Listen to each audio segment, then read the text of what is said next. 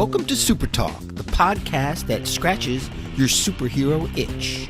Just two suburban dads nerding out over superhero stuff on the small screen and the big. Buckle up, people. Enjoy the ride.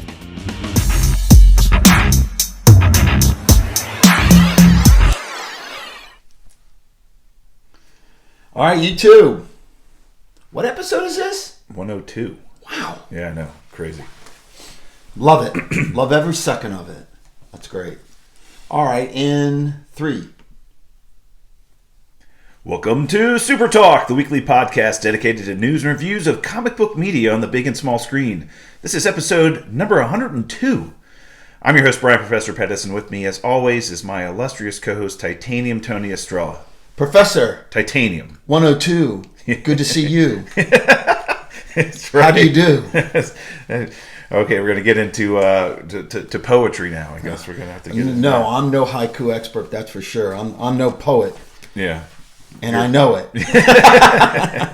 All right. Well, we got a interesting week this past week. A lot of rumors, a lot of speculation. Yeah, and we'll kind of talk through that today. I think there's a lot of just uncertainty out there in Marvel land, and I think it's leading to a lot of speculation, which we've talked about before. It's like when there's no official word or announcement from the studio, people start speculating, right? And they hear all these rumors and back end conversations. Yeah, all the outlets and all the Geekville and Nerd Visions, like ourselves, love to speculate and love to take a rumor and dig into it and look into it a little bit more. So let's kind of cover some of those. Yeah, let's jump into it.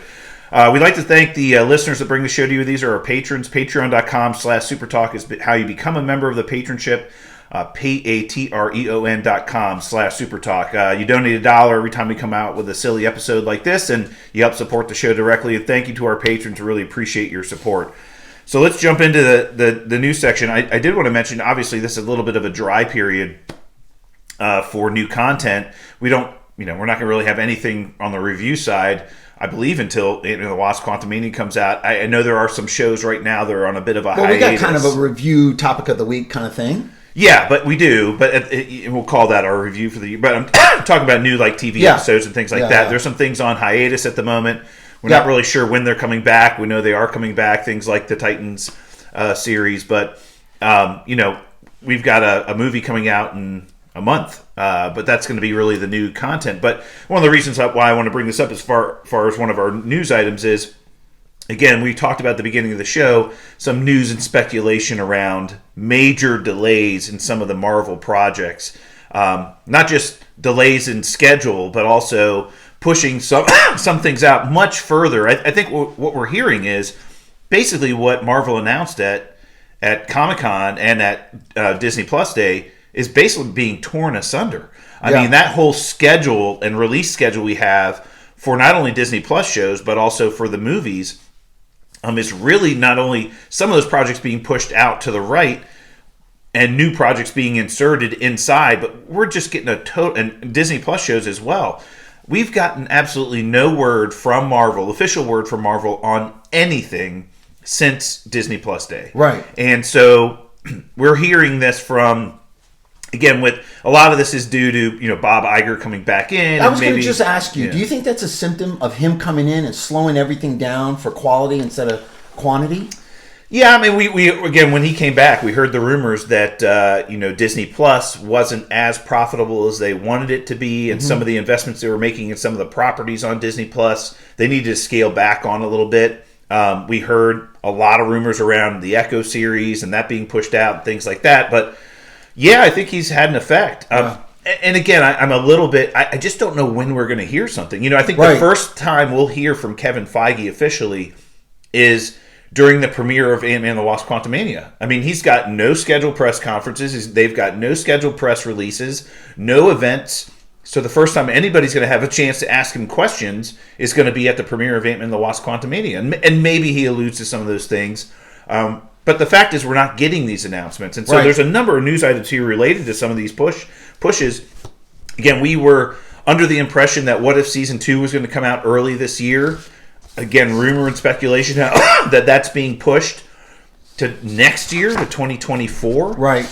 Again, we heard about, and that's an animated series. It's not like, it's not like they're actors on contract, and the voice actors obviously, but which is interesting. Yeah. And we had heard that was almost in the can, so that's interesting. Right, and we also heard that there were major cutbacks on the animation side of Disney Plus Studios, right? And which What If is part of. The 3 series primarily being affected by the cutbacks in animation would be What If, Spider-Man Freshman Year, and X-Men 97. So those are the 3 animated series that we know are coming.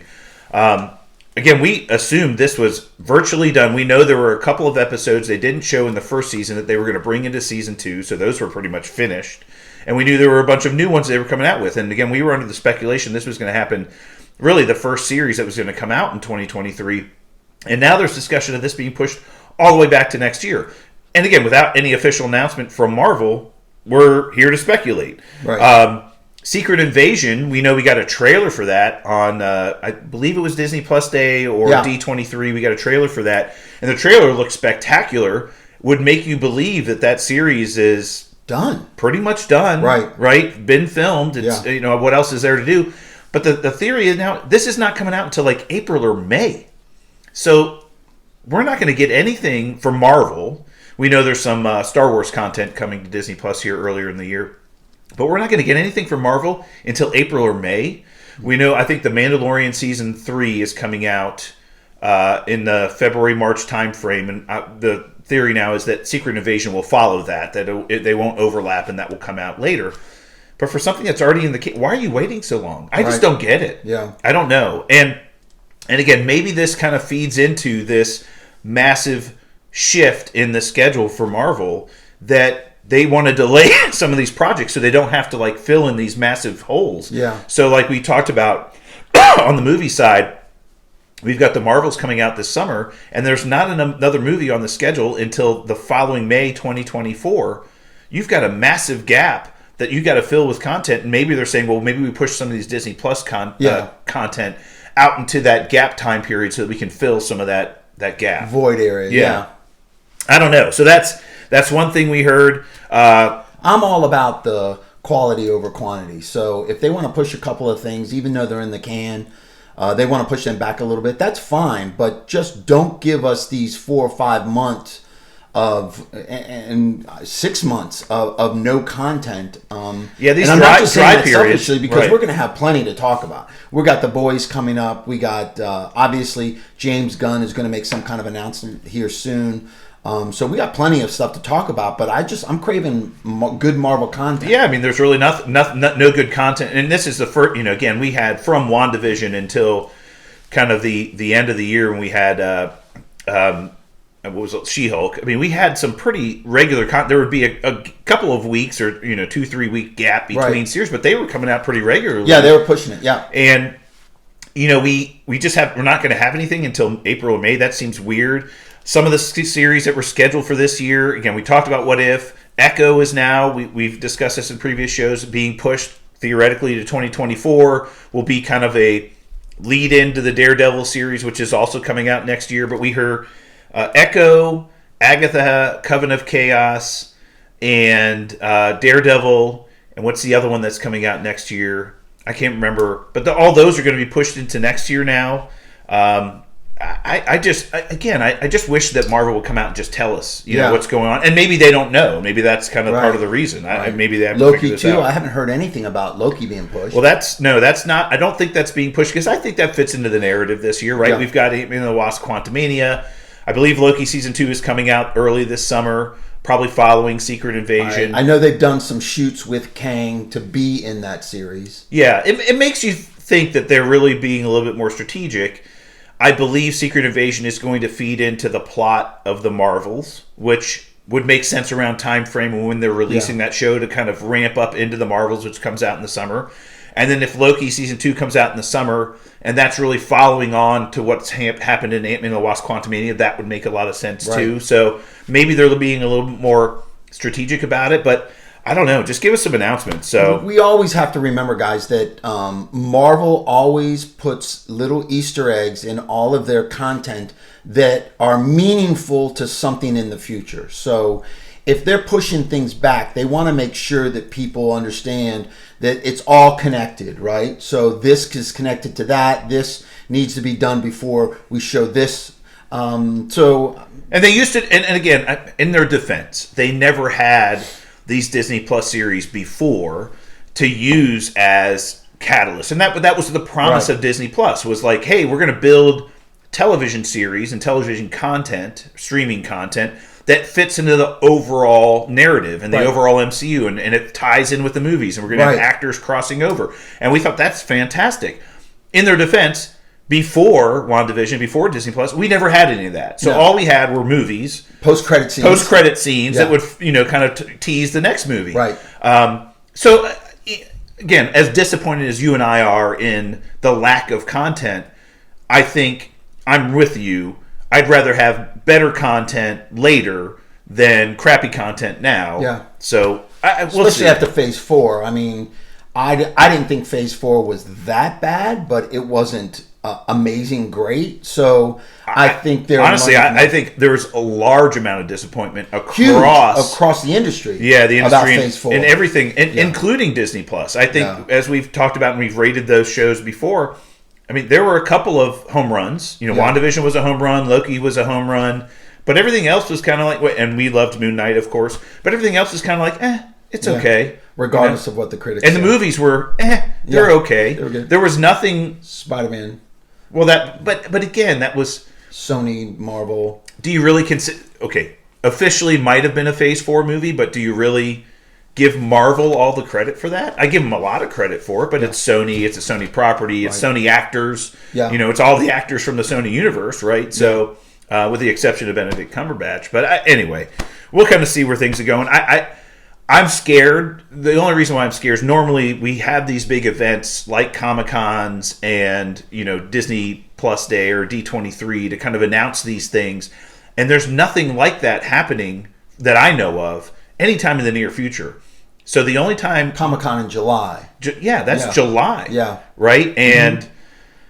maybe there's some New York Comic-Con or Brazil Comic-Con or some other Comic-Con out there where we might get some announcements before then, but I don't know of any of them. Right. And so I'm concerned. I'm concerned we're going to have these movie releases and these television show releases kind of with no announcements about the plans and the schedule and everything else. And I just come out and release a statement and say, hey. As soon as we hear something, we'll jump online and we'll pop in a podcast and let you guys know. Absolutely. Yeah. So let's talk about some of the other stuff. I mean, there's a ton of rumors that have hit again. Yeah. When there's not a lot to talk about, people speculate. But there's casting rumors. We've discussed casting rumors about the Fantastic Four during our 100th episode. Titanium mentioned there's a rumor that we may be getting a view. There's going to be a post-credit scene in that movie of the Fantastic Four, or teasing the Fantastic Four. And if that's the case, they have to have cast the Fantastic Four. Let's speculate here for a second, since you brought it up. Yeah. Is that what you think the post-credit scene for Ant-Man and the Wasp will be? A Fantastic Four teaser? Well, this rumor that came out this past week leads me to believe if that is coming out, then we may have an official announcement before Ant-Man and the Wasp: Quantumania, because the rumor is that Adam Driver now may be the person favored to play the new Mr. Fantastic. Now, when I heard this, and you mentioned this to me... Kylo Ren, Adam Driver? Yeah, number one, he's incredibly good actor, very popular, obviously, had a great, successful run on the Girls television show, as well as playing Kylo Ren in the Star Wars franchise. So, from a popularity perspective, it makes a lot of sense. Yep. And I think he could pull off the role. There's no question about that. I mean, but would he be my favorite, casting? I don't know. It's kind of, I mentioned to you, I'd see him better as a Doctor Doom. He'd be an awesome Doctor Doom, but maybe he doesn't want to play a villain or a villainous character because he just came off of playing one in Star Wars. But, again, these rumors coming out lead me to believe that maybe we are going to get an official casting announcement for the Fantastic Four. And if that's the case, then we might see that post-credit scene. I like it. I like him as Mr. Fantastic, but I think he's a great actor. I think he could pull it off. I think he would be absolutely phenomenal. But that's interesting. I think we're gonna. Well, I've heard rumors that we might get a look at Wanda in a post-credit scene. Really? Wanda Maximoff, yeah. Like Kang. Like being alive. Like being alive. And Kang is recruits her or something? Either recruits her or needs her for some of his plans. Some of his master plans. That could be. And again, I think we're speculating. Obviously. Yeah, we're speculating, but we believe there's going to be 2 post-credit scenes, and yep. Whether, again, natural historical kind of evidence tells us that one of them is likely going to lead into one of the movies that's coming out in the near future, whether it's Guardians of the Galaxy or the Marvels. So that would lead you to believe that one of those is going to at least tease something that's happening sooner. Yeah. And then maybe one is going to be teasing something that's happening later. Who knows? I mean, at this point in time, I hate speculating because I would love a lot of these things to happen, but, again, with some of these schedule delays, Fantastic Four may be a 2026 project now. Yeah, who knows? I mean, we just don't, because we don't know what's happening with the schedule. So. I think you have to put the Fantastic Four before Secret Invasion, but you're right. And Secret Invasion now is 2025. I mean, Secret Wars, yeah. 2025, right? We don't know. Yeah. We don't know. It could be pushed back. We don't know. We don't know. So anyway, Adam Driver, we'll kind of see where that goes. But that was, again, one of the rumors came out this week.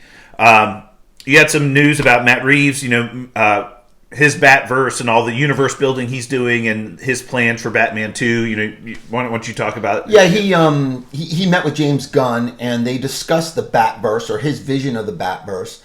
And there's a word out there that's floating around, if you ever see it. It's called Elseworld. And when they talk about Elseworld, it is not part of the main timeline that a story is being written in. Like the Joker, the Batman. It kind of deviated from it's kind of its own universe. Its own universe. Right. And I think James Gunn is very open to that creatively, and I think he met with Matt Reeves to say, hey, continue doing what you're doing, and Matt Reeves is still writing the script. He says it looks awesome. They're very excited about it.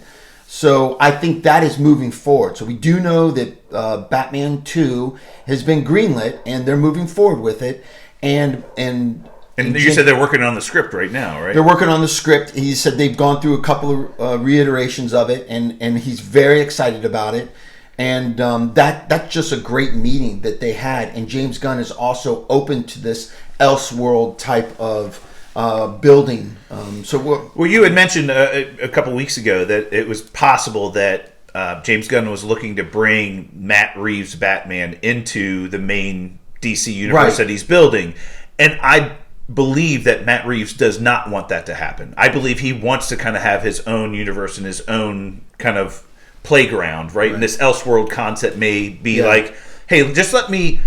And James Gunn's kind of vision, I don't know where Batman fits into his vision, and we'll find out hopefully in the next couple of weeks, but is there room for 2 Batman characters? Maybe one in the main universe and what Matt Reeves is doing? Yeah, probably. I'm sure there could be. I mean, Batman is absolutely DC's most popular character. We've had more movies about Batman than any other character in comic book history. So that it would not be unusual to have several Batmans. Right. Well, I mean, because people continue to pay money to go see these movies in the theater, so why not?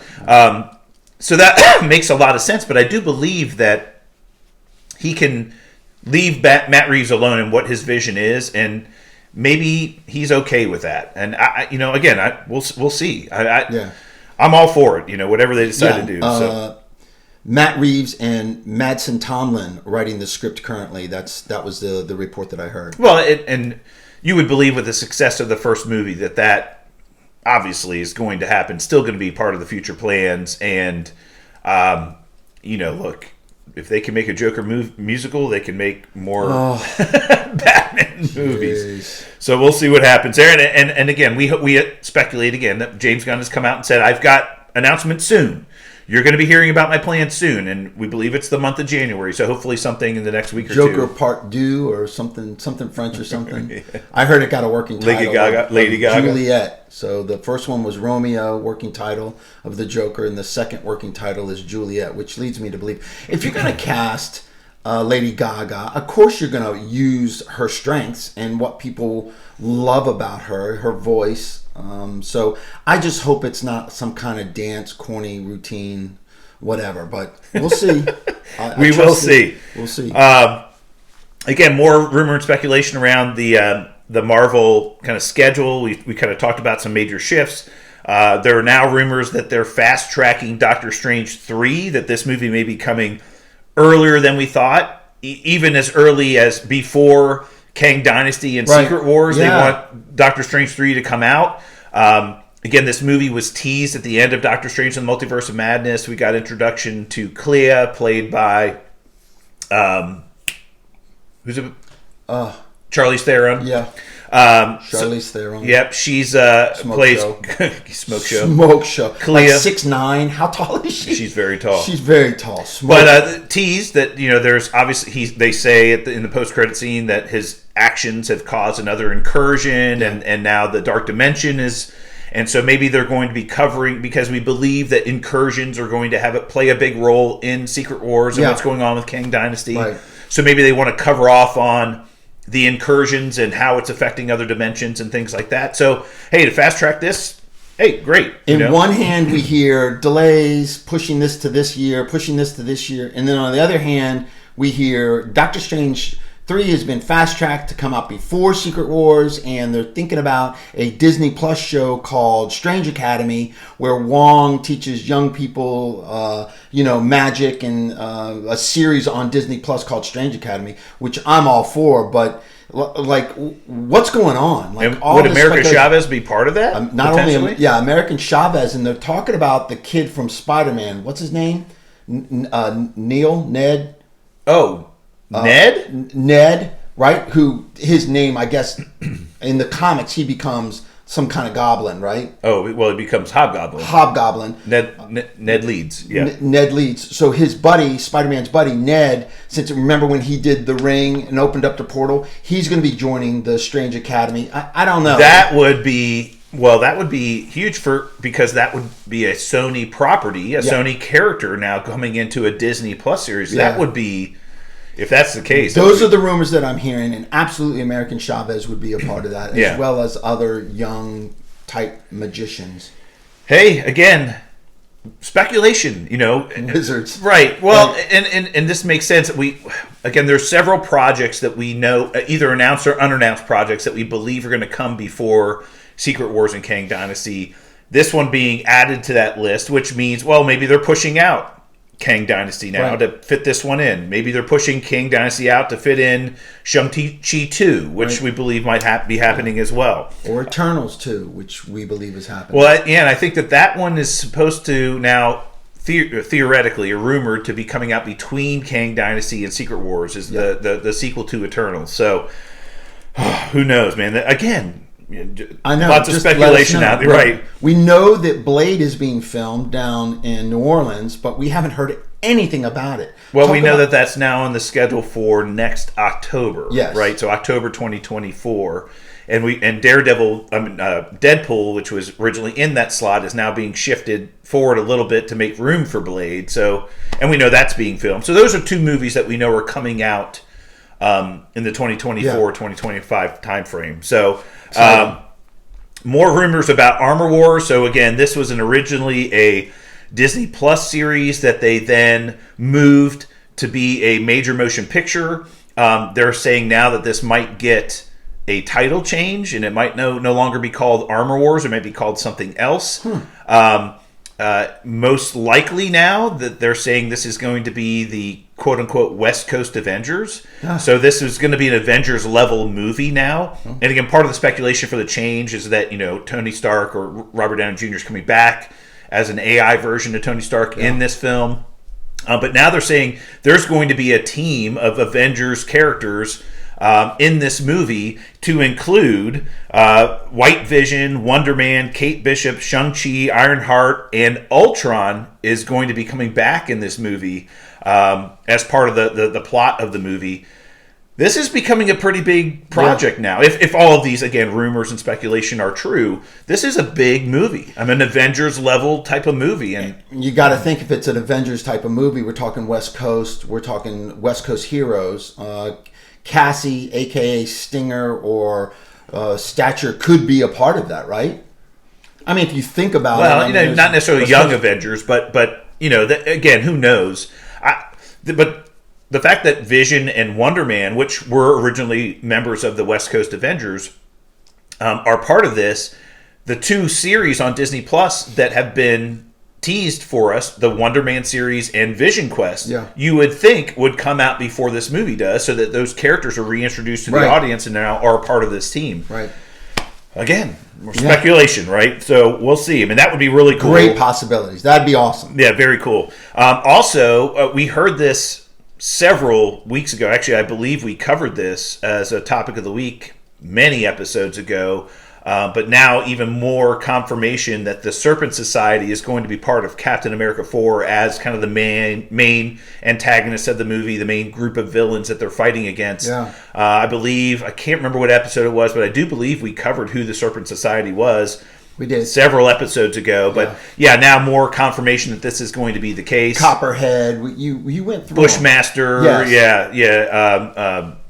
Dark Adder. I mean, there's just they're all snakes and they all have different powers and everything else. But that would be really cool. I think Captain America 4 is going to be... It's starting to shape up to be a kick-ass movie. An Avengers level movie. No question. Yeah. And we know the leader's coming back, right? The leader. Yeah. We know Harrison Ford is taking over for Thunderbolt Ross. He's definitely going to be the Red Hulk.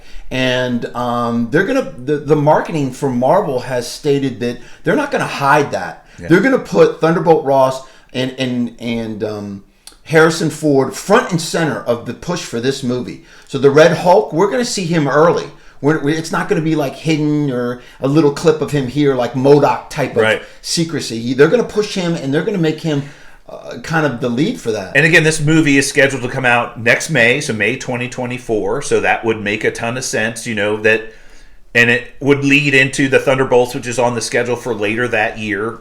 Again, right now it's on the schedule for later that year. And we believe that the Red Hulk is the main catalyst for the Thunderbolts movie. That he is not only his actions and his, what happens in Captain America 4 lead into the Thunderbolts and why they're off doing whatever they're doing.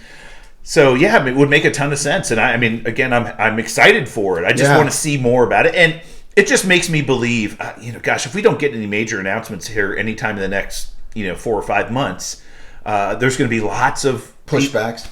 Well, there's going to be a lot of people asking questions of Kevin Feige, and he's going to go through these, red carpet interviews being very vague and all this other stuff. But it does lead me to believe that Comic-Con this year is going to be massive. Yeah. Like the amount of, whether there changes to the schedule, shifts to the schedule, announcing new projects, all this other stuff, whatever we get is going to be massive. Yeah, I agree. It's the first one back in person, right? No, we had Did in they person do it last year. Oh, yeah. Last year? Yeah, it was in person last year. Yeah. So, anyway, this will be really cool. Next announcement I know Titanium's really excited about. So Rotten Tomatoes came out and got their end of the year awards, and their highest reviewed superhero TV series for 2022 was Ms. Marvel. Ridiculous. Come on. Whatever. I'm starting to believe, Titanium, maybe we're missing the boat on this. There are so many people out there, critics, other industry insiders that just love the Ms. Marvel series, and they're like, "Oh, we can't wait! We hear that the second season's been greenlit." If you read some of the comments on the people that love Ms. Marvel, and there's a handful of them. Unfortunately, there's some pretty big influencer that loved Ms. Marvel and are pushing that narrative. But if you read the comments on their posts, it's pretty much like, "What planet are you from? What are you talking about?" I mean, personally, hey, if you loved it and you think it was fantastic, that's great. But better than Moon Knight? I don't think so. So, in my opinion. Well, and best comic book, better than The Boys? Ridiculous. I mean, I'm sorry. I mean, it's just I have a hard time believing. And again, there's been tons of articles and rumors out there about how Rotten Tomatoes can be, and a lot of these review sites can be review bombed, like IMDb gets review bombed all the time, negative, positive, and this site could have been manipulated. You get this group of people that are really into this, and you get them to review bomb it. I mean, and I looked at it, it's not like a lot. There was like 303 critics did a review on this, and then 10,000 people, like fans. That percentage of people are nowhere near the percentage of other shows on there. So, of course, if you only have a small percentage of reviewers that love it, then of course it's going to get a better review than other shows that have a massive... I just don't get it. I'm sorry, I just don't get it. And when this series was first announced and we saw the first trailers for this series, even when we were reviewing the series, we were talking about the fact that this series was made for an audience that's not us. Agree. It was made for the tween audience, coming of age, younger kind of audience. Yep. Maybe for, kind of the, Muslim American community. And I believe those children in that market. If those people loved it, I would say, of course, it was made for you. Yeah. Right? I get it. But we've talked to people in that demographic that are like, correct. No, it wasn't that good. I watched the first couple episodes and just couldn't finish it. It wasn't, but again, I don't believe there's so many people out there that are lauding this series and how great it was, and they're so excited to see her in the Marvels, and they're so excited to see her second season. And I'm like, second season? I'm like, really? Ooh. And again, I think she has a massive job to do in the Marvels movie. If she goes out and kills it, does a great... And again, I have nothing against the actor. I think, did a very good job. The only bright spot in that show. The writing, the story, very weak. Her power set's awful.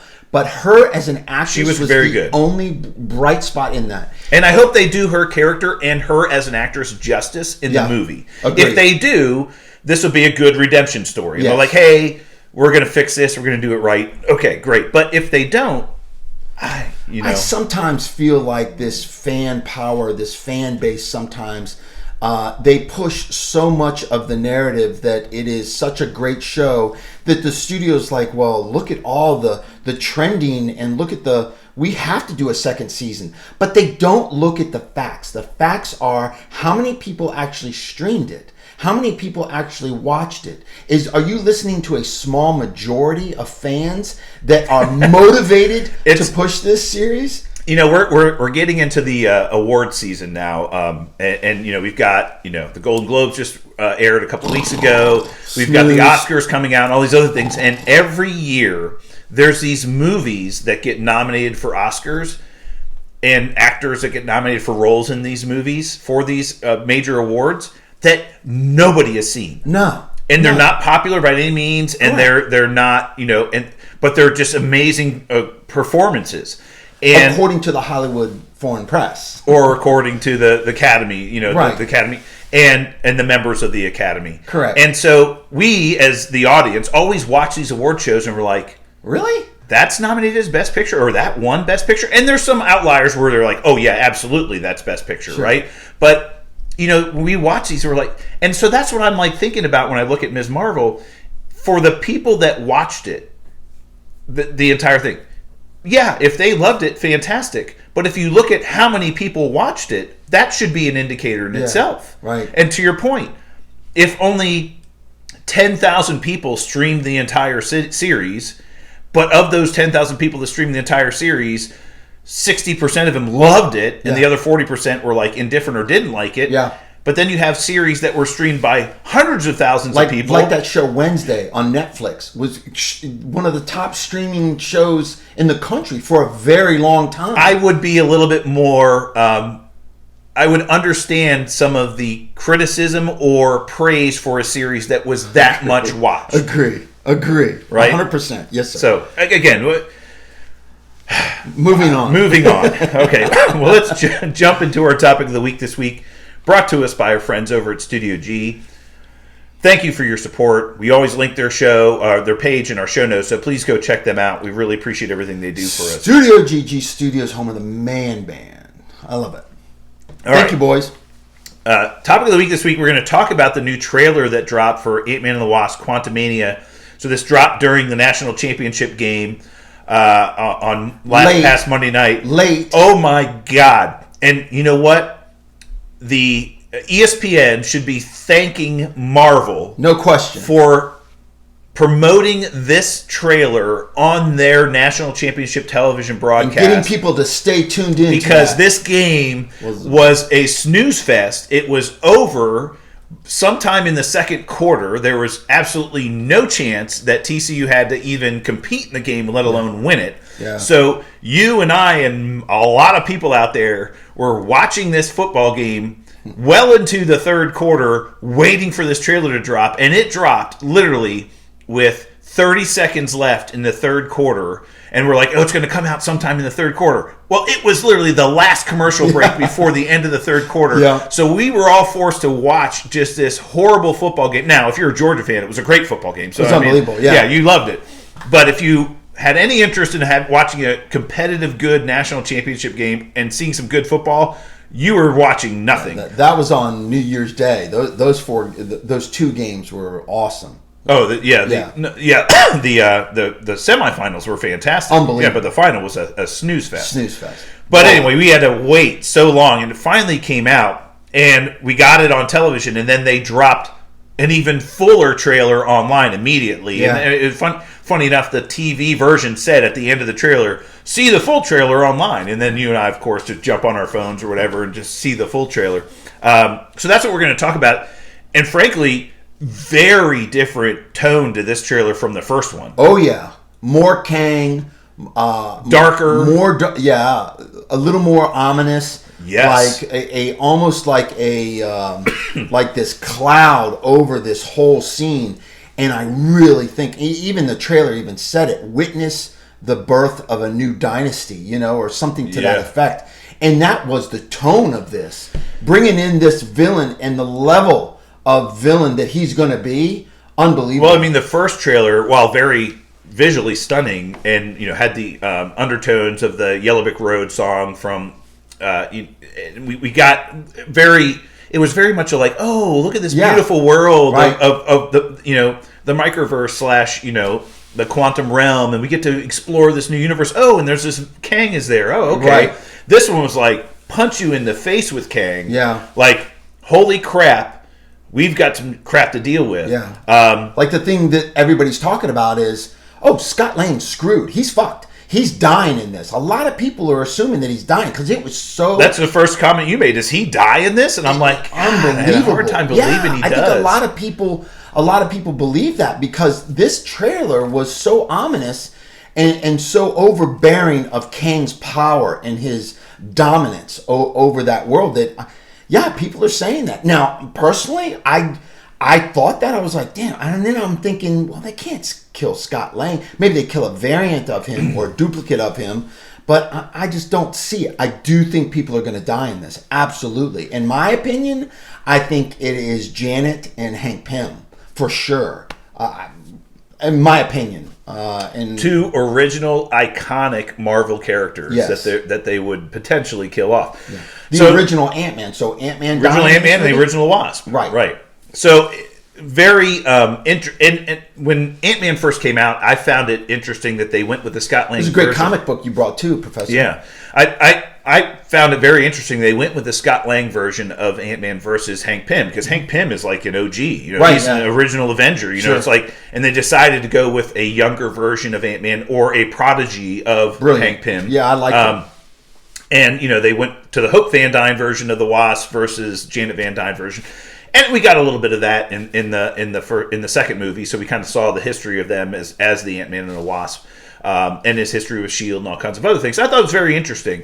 Again, those are older actors playing older versions of the characters, but to kill off two OGs would be kind of big deal. But sure. Hey, some exciting stuff in this. We knew that when they showed the original trailer for this at Comic-Con, to the audience that we didn't get this, right? There were people that had reported that there was a snapshot or a scene with M.O.D.O.K. M.O.D.O.K. Right. And so the theory was, are we going to see M.O.D.O.K? And we saw M.O.D.O.K. We saw two versions of M.O.D.O.K. We saw the big face version of M.O.D.O.K. Right. And it is Corey Stoll coming back. He played Yellow Jacket in the original Ant-Man movie. He's coming back to play now M.O.D.O.K. And so at the end of the original Ant-Man movie, he was in the Yellow Jacket costume, and Ant-Man had shrunk down so small that he kind of destroyed his suit, and it kind of folded in on itself. Yeah. And then he popped, and, he disappeared. Well, now we found out that, his body was probably destroyed, but his head survived, and he ended up in the quantum realm, and Kang did something to either, recreate him or revive him or, make his head ginormous or whatever. There was a shot of a giant Yellow Jacket helmet in Loki 1. In Loki season 1? Yes. Oh. Yeah. Yeah, where was that? When they were on, with all the other Elseworld Lokis. or whatever that was called. All the other Lokis, right before they could get he who remains. Yeah. Before that, when they were on that world with all the other Lokis, there's a picture of... with Goliath, the big smoke demon. Monster. Smoke monster, Yeah, but this... Obviously, we'll understand how he survived and maybe Kang did something to create M.O.D.O.K. Big departure from the M.O.D.O.K. character in the comics.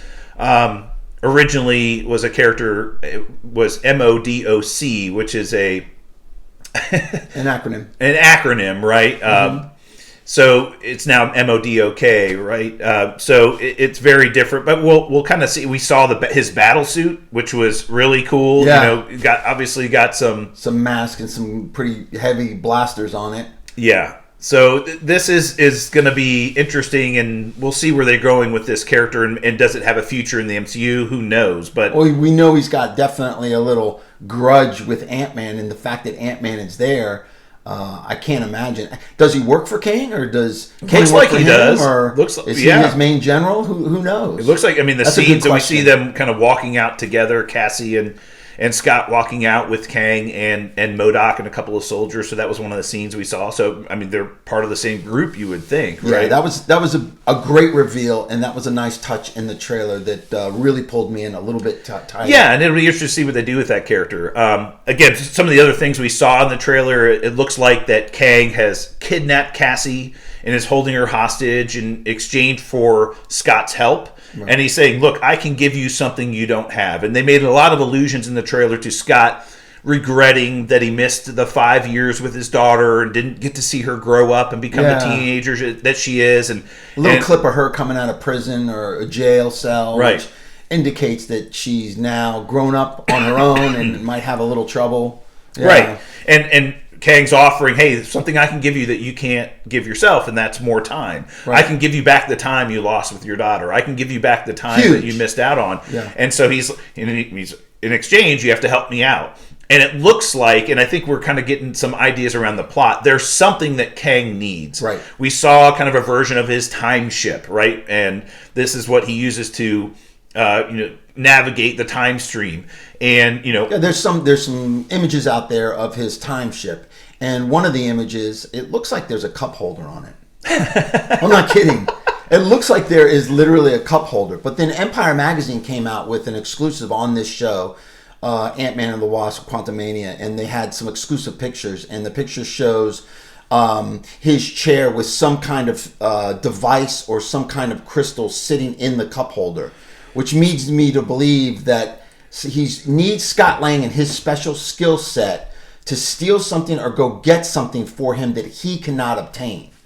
And in one scene, you see all these other Scott Langs or all these other Ant-Mans building a tower of themselves so he could get closer to some spinning ring device with a lot of yellow electricity and stuff. Very similar to the Rings of Power in the Shang-Chi. 10 rings, right. The 10 rings. So I think a lot of people are correlating that with that. Like, there were runes on each of those rings that are very similar to the... There weren't runes, but that's interesting. You notice that. There were same markings on the Eternal ship and the Eternals' costume and their powers. When they make the powers, these markings, the circles and everything, they were all over these rings, which was interesting. And aren't those the same markings on the 10 rings? Not only the 10 rings, but the same markings on Miss Marvel's bangle. Yep. Bangle. bandana. But yeah, I mean, and Janet does mention in the trailer that she knows who Kang is. That's obvious. Like, he can destroy multiverses. He can destroy universes. She says that in the trailer. So she knows who he is. He can create his own reality, she says. Yeah. Yeah. And so it leads us to believe that she did something when she lived there to thwart his plans and keep him from leaving the multiverse, right? Even Kevin Feige came out and said in an interview just recently that Kang has lost his power. He needs to regain his power back so that he can operate and move through time. Right now, his device to move through time he called it offline. Yeah, and it seems like Janet did something when she was there to hide this critical piece of technology that he needs somewhere that he can't go. Right. And he needs Scott's help to get it. And it looks like, again, from the trailers, that maybe you have to be of a certain size, right? You have to be able to shrink down to a certain size to get there. Right. And it looked like if he were, when he is of that size, Scott can duplicate himself. And it looks like there's other versions of him that get created. But if he tries to get any larger or becomes larger, those versions of himself start peeling away, basically being destroyed. So it looks like maybe you have to be of a certain size. And if you are, there are multiple versions of yourself. And maybe because this area is out of time, so like these variants just start getting created or whatever. And so he can use these smaller versions. Instead of growing larger to get what he needs to get, he has to stay this size. Like ants building a tower. And it looks like he's trying to get something. And maybe we see that part of the trailer where he takes his crystal ball and drops it down into something. We believe that that's exactly what he's trying to get. Right. Eventually does get it. But then at the end of the trailer, you see the double cross. Scott's like, we had a deal. And he's like, you thought that I was going to give you what you wanted? Yeah. And then they go into this big fight, and Kang is using his quantum energy and just blasting Scott, destroys his helmet. They're in this massive fight. I think there's a big battle scene at the end where the revolt or the revolutionaries that are in the Quantumania are attacking Kang in his stronghold. And I think that's when we see the quantum blast that he's using. But there's a great fight scene between Scott Lang and Kang, and they're fighting, and they're both kind of struggling, and that's where everybody thought, like, oh, okay, Ant-Man's dying, Scott Lang's getting his ass kicked. Yeah. He's bloodied, he's bruised, and he's like, his helmet gets destroyed. His helmet gets destroyed. He's like, Kang says to him, do you really think you can win? And Scott says, I don't have to win, we both just have to lose. So that's a huge speculation. I mean, where this story goes is going to be fascinating. And again, we're a month away, so this is really exciting. Tickets go on sale the 19th. So is that Monday? Monday, right? Yes, sir. Yeah. So no, it's got to be Tuesday. Probably Tuesday, right? Or Tuesday? No, Friday. This Friday. Yeah. So that's exciting, man. So we're going to go see this. On Thursday when it comes out. We'll go check it out. We'll give you our full review. We're really excited for this movie. And again, Peyton Reed has said, look, this is an Avengers level film. This is, setting the scene for what's going to be happening in this multiverse saga going forward. So this is going to be a big for film. A Marvel fan, it's a must see. Oh yeah. You're right. And after what we got in Phase 4, a lot of lackluster kind of okay movies for Marvel, I believe this could really set the stage for a pretty big future for what's happening. And look, from what we've seen in the trailers and what we understand is happening in this movie, this could be massive. Huge kickoff to Phase 5. Yeah. And I'm looking forward to it. We're going to be there for it. Yeah, for sure. We'll see it. Professor, great show. Let's ring the bell. School's over. All right, well, that's it for us this week. We'll be back next week for more Super Talk. To get in touch with us on social media, hit us up via email, supertalkpodcast@outlook.com or at supertalkpod on Twitter. Until then, stay super, everyone. And we're out. Thank you, YouTube. Please like and subscribe. Thank you.